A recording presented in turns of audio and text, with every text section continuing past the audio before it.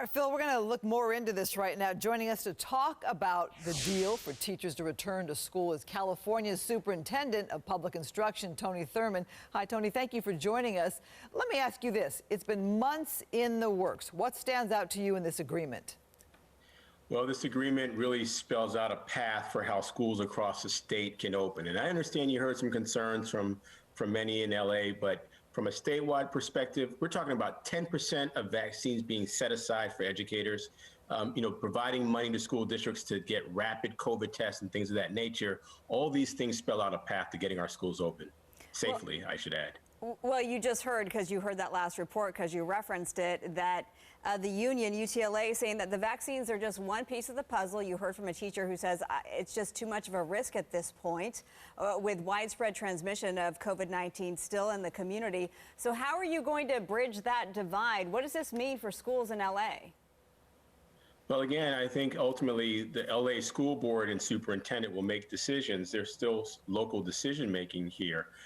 But from my standpoint, we need to continue to get more rapid COVID tests, which can give you a result in 15 minutes to help be real clear about whether or not it's safe for anyone to be on campus. And to those concerns that you heard from LA educators, they're right. There are still, new variants and new strains of COVID.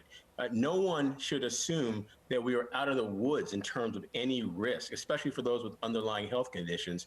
But what this means is that there are resources that we now know that, if put in place, increase the chances of us being able to open safely in LA schools and anywhere in the state. Well, certain parent groups certainly want the schools to reopen sooner than later. So for the teachers union, what did they get out of this agreement that stands out to you? Well, I think everybody wins from this agreement when you think about 10% of vaccines being set aside for educators across the state, including for educators in LA. And that's as it should be. Our educators should be at the front of the line for getting vaccines.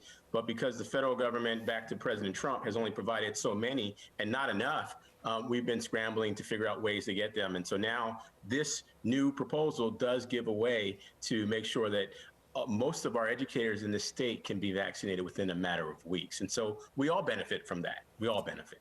I'm curious, really, your sort of personal reaction, because I understand that you're at the state level, but as you know, LAUSD is the largest school district in California. So when you hear such pushback, what's your reaction? Yeah, I think it's just telling us that people still have concerns. We know that many people have underlying health conditions. They're worried about what this means, and we have to acknowledge that. And I'm grateful to our teachers who've been leaning in, trying to help our kids during this pandemic. This is about saving lives, and we've used distance learning to do that. But now that we have more resources, we have to continue to explore how much more we can do and safely.